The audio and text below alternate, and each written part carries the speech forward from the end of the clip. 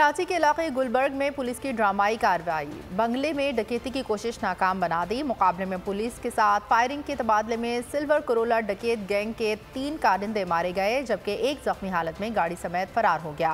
DIG waste police फिदा हुसैन मस्तूरी कहते हैं कि सिल्वर करोला गैंग कई वारदातों में मुलविस है। पुलिस को ब्लॉक 12 मुलजिमान और पुलिस के दरमियान 2 बदू मुकाबले में 3 मुलजिमान हलाक हुए, जबकि एक मुलजिम जख्मी हालत में कार समेत फरार हो गया।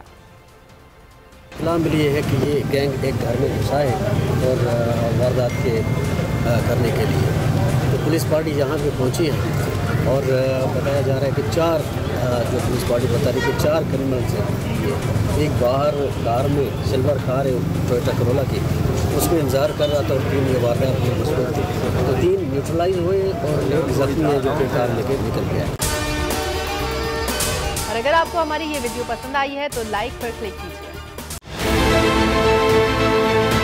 बहुत अच्छी कवरेज की है। ये मार्च की तो जबरदस्त कवरेज थी, बॉल की प्रॉब्लम सबसे बेस्ट थी।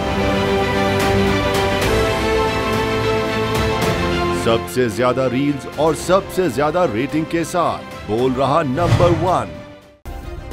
सब्सक्राइब करें और बेल दबाएं ताकि कोई खबर रह न जाए।